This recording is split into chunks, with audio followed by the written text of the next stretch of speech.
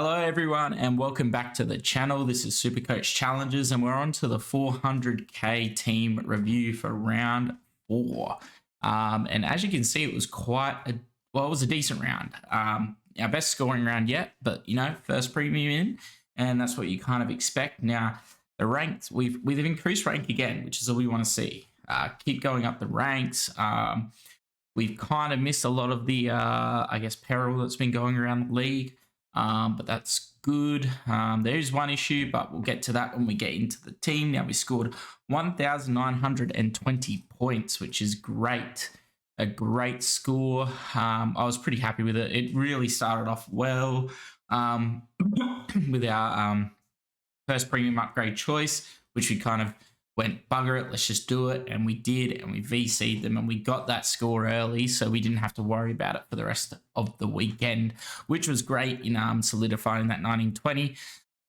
It was quite a hard week for a lot of coaches for varying reasons, but we actually missed a lot of those issues, which was great. So our run rate was only up 6,000 spots, which ain't perfect. Like, we got to start breaking into those high areas, but 1,400 spots up.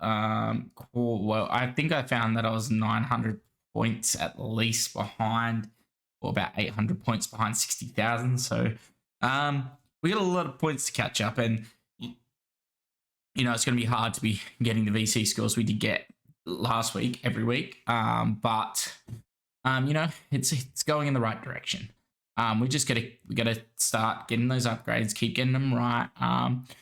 Managing our money so that when we get to the buy rounds, we just go bang, bang, bang, bang, bang. And hopefully by the end of the year is where we'll catch up some spots maybe, because it looks like it's going to be slow and steady to start. And maybe as people drop off, we'll start to catch up. But hopefully we can get there. Maybe we have to, I reckon let's keep going for top 50. Come on, we can do that. It's only I think I had a look and it's like 68,000 is 900 points away, right? So, or 60,000 is about 900 points away. But then from 60,000 to 2,500, it's like 400 points. So you can see how it's very, very close at the top. And maybe once we start to catch that, we might get there. And maybe the injuries will start to affect some people. But for now, and looks like I didn't. Oh yeah, I did undo it. We're gonna see what we can do. So the big premium we bought in this week was bloody Nick Dacos, and did he go big for us on his debut? 151, his highest score of the year.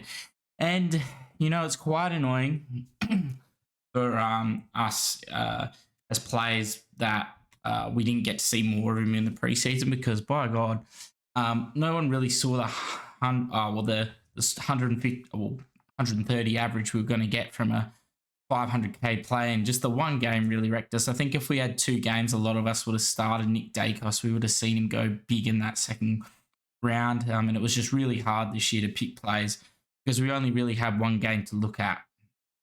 But you know what? Great, we got him now. He's going to be great in the team, only going up, and looks to be a decent VC option week to week. And I was looking at his fixturing going forward, and it looks like it's going to be very, very tasty. So we like to see that 150 and hope he can go that 100 to 120 mark, so we can at least lock in a decentish score each year. And then moving on to Will Day, who is the troubled player for this week. Now, Will Day, another 107. He looks like he could be going to be a keeper. 100 average for a defender is brilliant.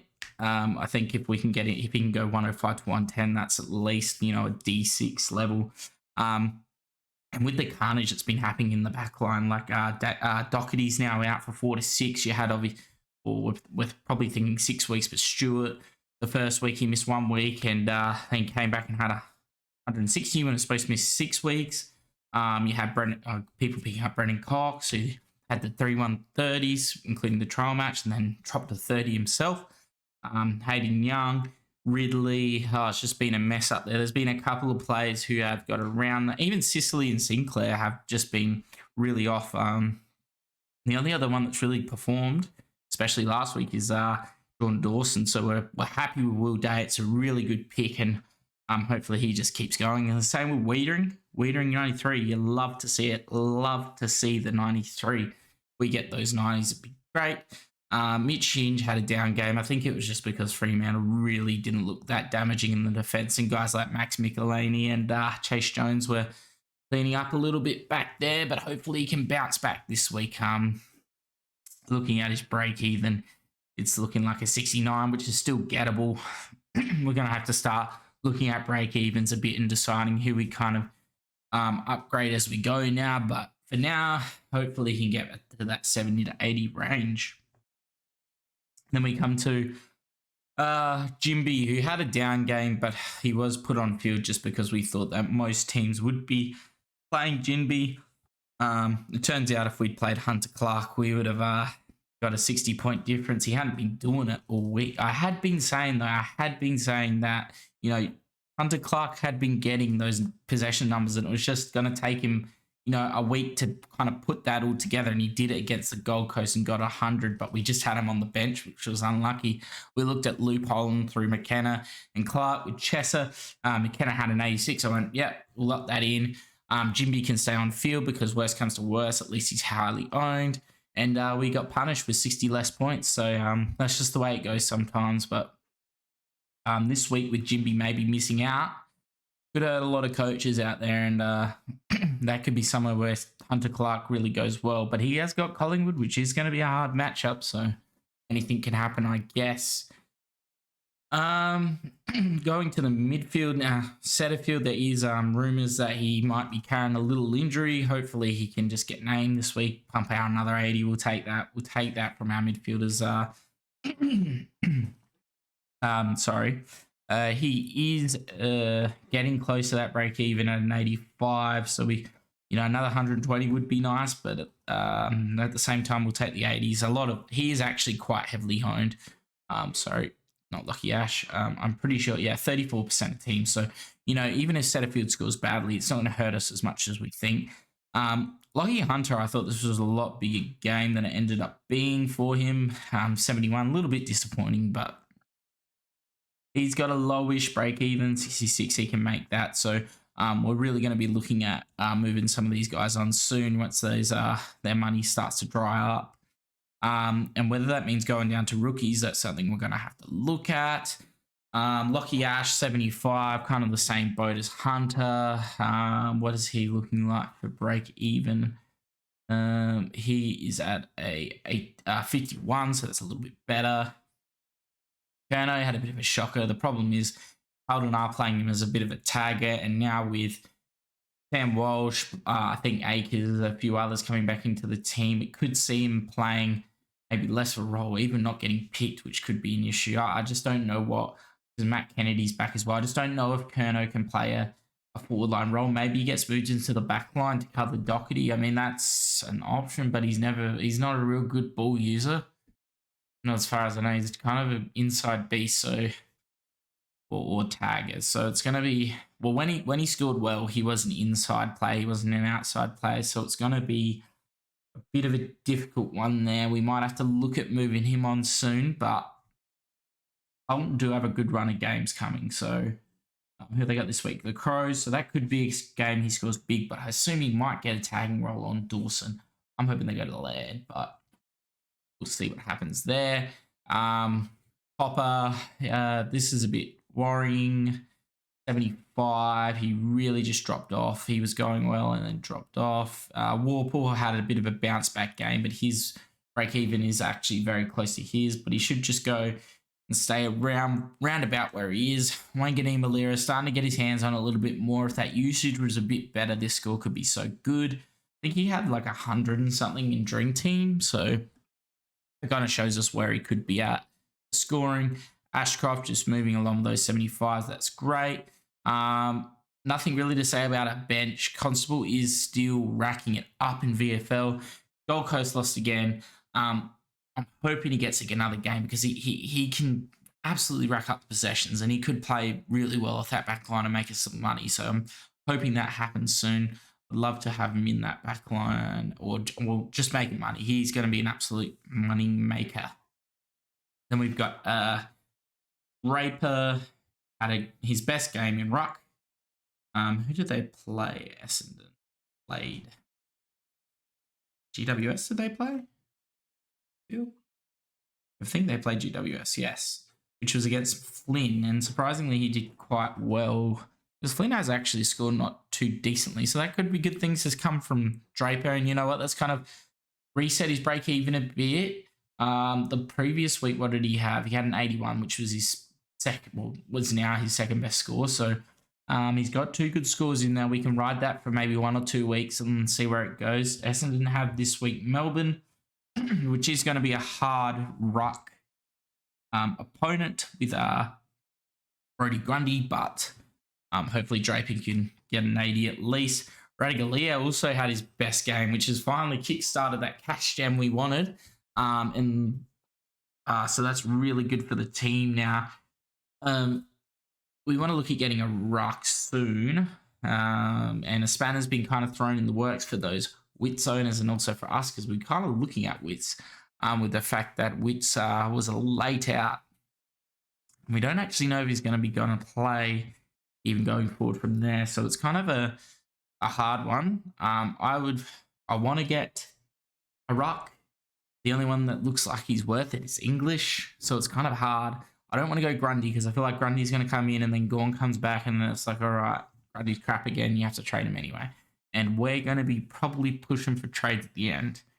So that's something we're going to have to kind of keep an eye on and maybe move at the right time. Or we could just bite the bullet and get English. I'm not sure yet. The top 3 for the forward line in Zeeble, Sheasel, and Horn-Francis all played very well. Horn-Francis is now averaging 90, which is quite good. You have to be happy with it. Like, if you could, he's averaging more than most of the other mid-prices that were picked. Tanner Bruin, horrible. Tom Power, horrible. A lot of the guys, horrible. This 95 should at least kickstart his cash making again. Port have the Dogs at Adelaide Oval next week, which is good. And then they have West Coast the week after. So he's got an easy kill for the week after this. And it's actually not a bad run. I don't think St Kilda are as good as their position on the ladder says. I think they're going to start to get tested the next few weeks. So that could be a good scoring for him. Essendon should be good scoring for him. North should be good scoring. Then they get a hard one with Melbourne. But Richmond will also be a good one for him as well. And then we come to one of the issue players, Tom Power. He is scoring less than Cade Chandler, which is just horrible. And it's just like he's playing like a half-forward flank that pushes up into the midfield, who gets some CBAs, and I wish they just played him pure mid. Like, I don't know. I know you got LDU, but like he could be playing Cunnington's role, who Clarkson now has finally subbed off on the weekend. So why not just put the young kid in there? I don't know. North should be looking at getting that rebuild going instead of not wasting time. I know Cunnington is a stalwart of their team, but it would be good if they started looking at actually building these guys up, because Tom Power is a talent. He can get his ball use right, and he might be a very good player. Tanner Bruin obviously not playing. We had Davey cover him, and then Cade Chandler lucky to get up to a 59, but we'll take that, keeping his cash flow going. And Fergus Green got a nice 73 here, which is great because he was looking a little bit worrying playing for the Hawks, but 73 is really going to help him out and get that money flowing. And we should have some plays peaking at different times. Some slow burns with Green and Davey. Some medium-term ones with guys like Baker, Radigalia, McKenzie. And then we've got Ashcroft, Jimby, and McKenna, who all look like they could be getting there at around about the same times, which is great. I actually think McKenna can be one of the later ones in. Just he's scoring so well. So this is really, really good. We don't really have much money that's being lost. I guess Chesser is a little bit of a dead player at the moment. I don't know what to do with him. We could bring in a rookie like Van Ruin. I think I have the players where I can do that. But it would mean we lose our loop in the mid-defense, which I don't necessarily like. So we'll have a look around and see what we can do there. It may mean going it's about what we can do, really. We want to get Van Room, which has been annoying, but there aren't really any defender mids that are really. I mean, Tyler Young would have been one, but he's kind of gone. So, yeah, we'll have a look at that anyway. So going forward from here, hard part is really here is that we're going to upgrade, which is good because most teams are actually sidewaysing at the moment with Doherty going out or other players not performing, such as Cogs, Laird, and a few others. Now, Clary and Oliver are two guys we want to get in. Now, Clary, he's 700k, and that's hard pill to swallow. Very hard pill. Like, we can afford him, but it's a hard pill to swallow. With our highest player, 444k, and probably not one we're going to be wanting to look at offloading anytime soon. Hard one. I'm hoping that Sheasel, Zeeble, Day can all be keepers, maybe Setterfield. But the rest are all going to have to be moved at some point. Horn Francis could move into that mold. You just got to keep scoring. And I guess depending on how St Kilda's midfield goes, I mean, Clark could get into a good stretch of form maybe, but that remains to be seen. So, looking at some trade plans for this week, let's also talk about some game, I guess. So, yeah, Dacos, I guess, he's nearly going to be D1. Like, pretty hard to go past him. I think Stewart may be a bit too far behind now. I mean, there's going to be a tag that comes, but Dacos just seems to shake a tag and just go get ball wherever he can. Like, they just moves to the back line, moves to the midfield, just moves everywhere. So he can get ball anywhere. Will Day looks to be a keeper, but he is the issue of this round, being a guy who is now suspended for, as of now, 2 games. Which means be interesting what we do. Maybe we try and move, say, Jimby into the midfield and bring another defender in. That could be an option.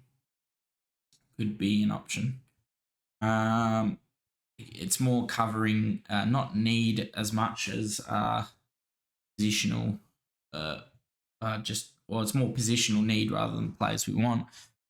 Because there might be a few we're going to have to wait on.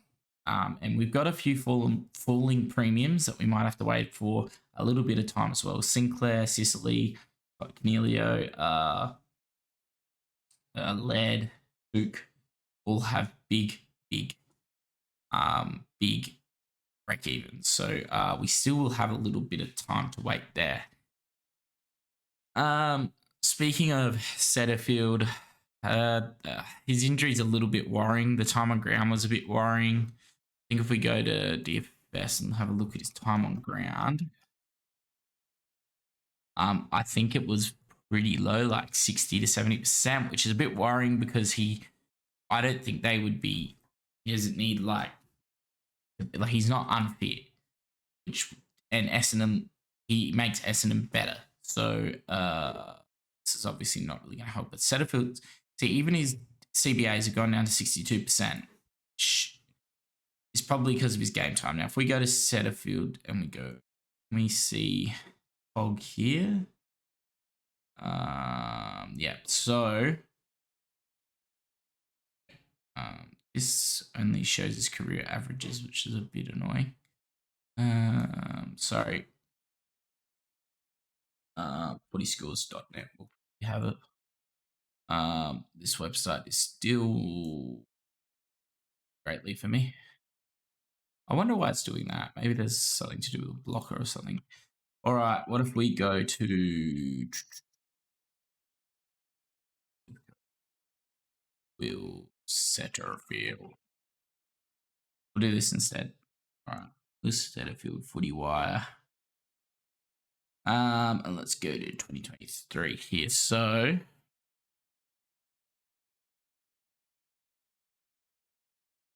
his fantasy was actually quite good. He had a few clangers, I guess, which wasn't great. Let's see this result. Doesn't show it here, does it? Is it Tog? Oh, this has been a bit of a fail, hasn't it?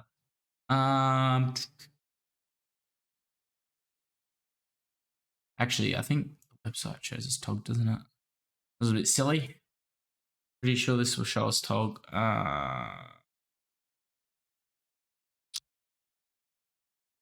Minutes per minute, points per minute. I thought this had Tog. Okay, maybe not. Maybe I am drunk. Oh well. Let's go to setterfield. 40. Big footy. What do you have? Nah, man. That's all right. I don't think his toggle was great. That's all I'm going to say. Actually, maybe DFS does have it. Hopefully they do have it. All right, let's go AFL. Sorry, this has been an absolute muck up. But anyway, we go to teams. We get at Essendon. It's here. And we go. Why is it Adelaide and the Crows for anyway?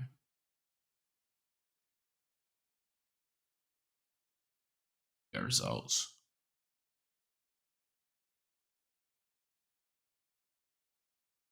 Yeah, but we want the game.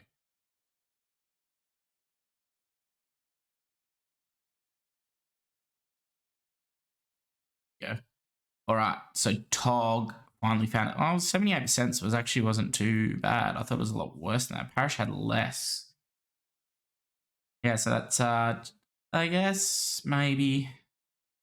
I mean, still in the bottom half, I guess, but Parish 75 is very interesting. But anyway, we finally found that. But yeah, look, I don't know if he's got an injury, but hopefully it's not too bad.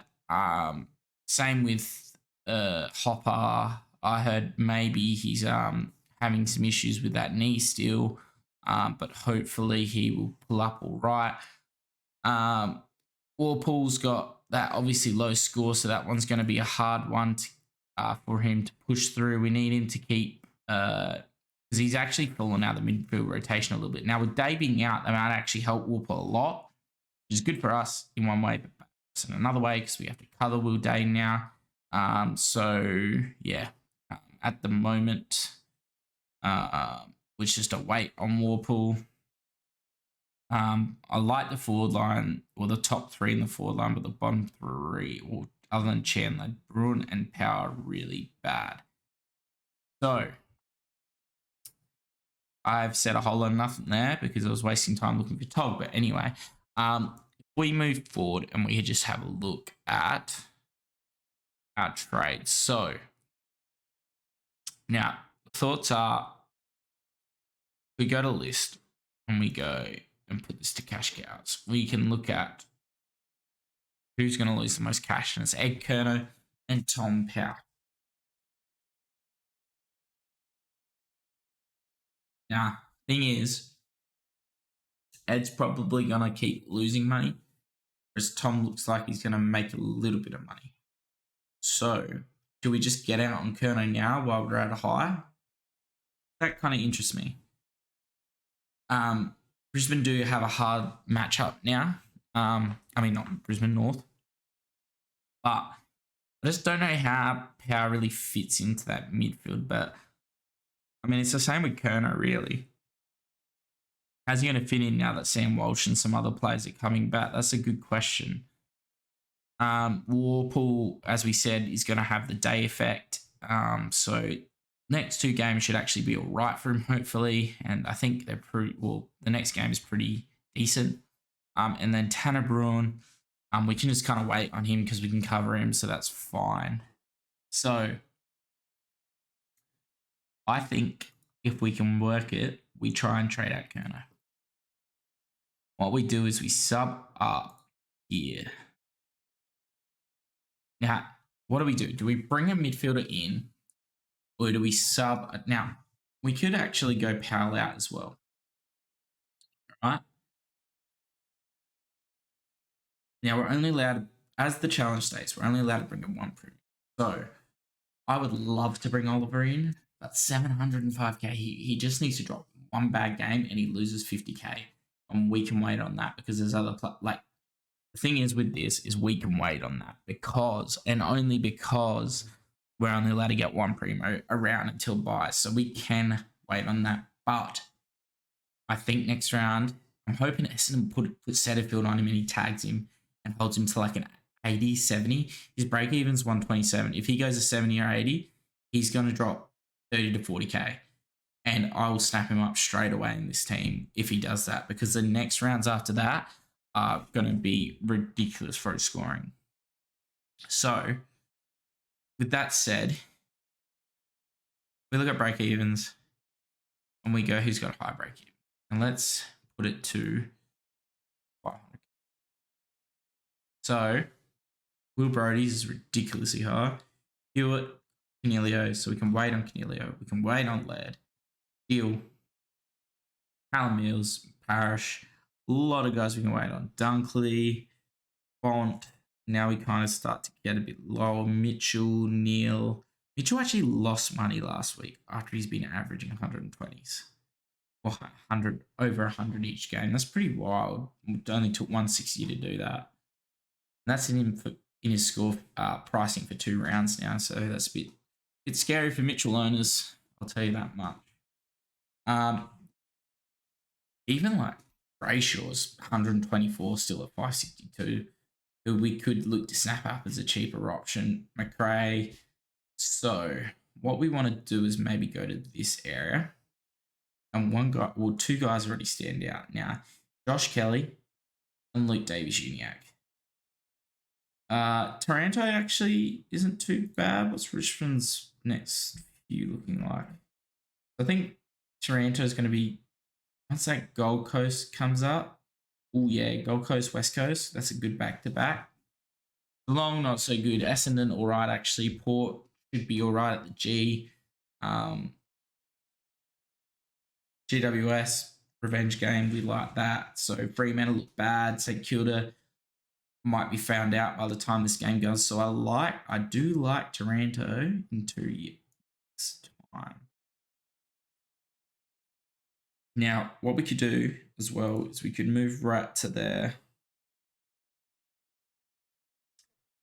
And we could move power. Oh, okay. I like this. So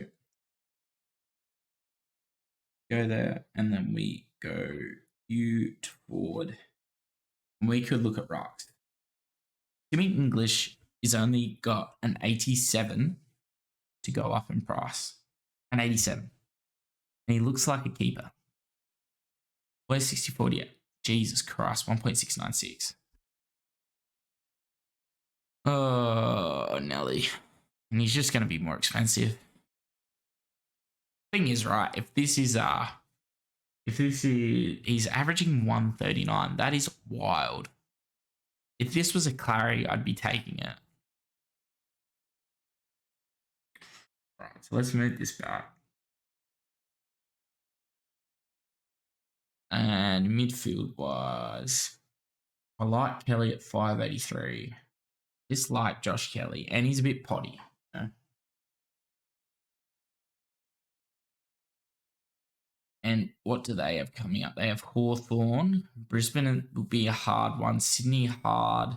But he does actually have quite decent averages against them. Sydney not as good. Let's see, 118 versus Hawthorn. That's very nice. 102. He's played 7 games against Hawthorn as well. And it's 89, 82. And then it's a little bit better. And he gets another game against Hawthorn. And he looks really, really good. We did get this right last week, and we want to make sure we get it right this week. So my initial thoughts are going to be that just looking at break evens, because I know in the defense we are going to have some time to wait. If we look at the defense, we've got Sinclair high, Hearn high, Italy high, Doc's out for a while. Ryan's actually quite high. Sard, interestingly, is at 104 now. Dacos, who we've got. Stewart's going to be a 69, but then this could go back up to a projected round break even of 142 the next round after that. Okay. Break even percentage, projected round break even percentage. I'm assuming that's saying projected round break even for that round. So Dawson I really, really like, but 618 is also getting up there. Stewart does have a really good lot matchup this week with West Coast. Sydney, not so much. He doesn't really do well against Essendon or Adelaide. Richmond, he does.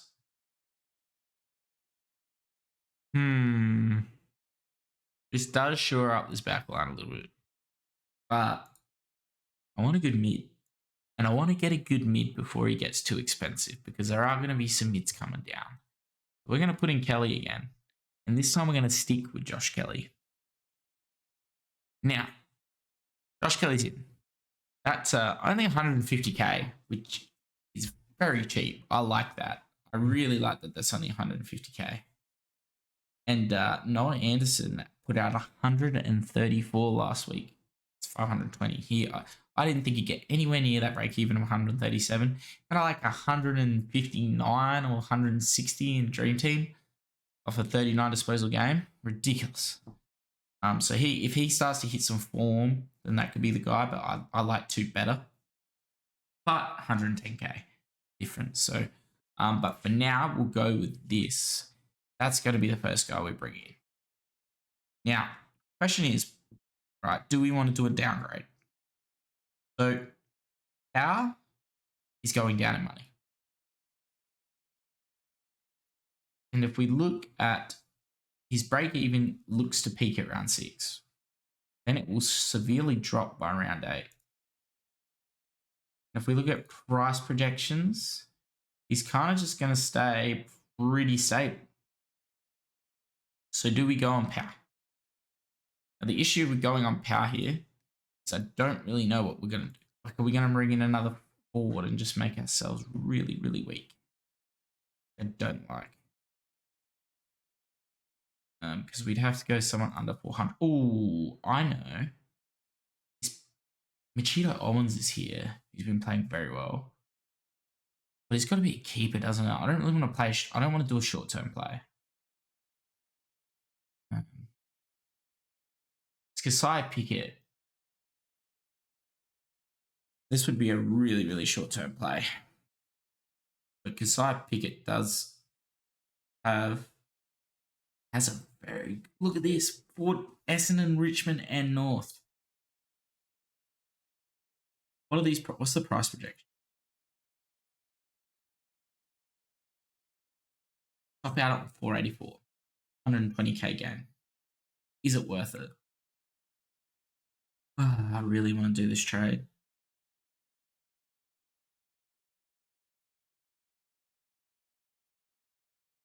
I'm going to make 44k the first round if he gets projected 74, and he could smash that. You know what? Let's do it. For now, we're going to bring him in.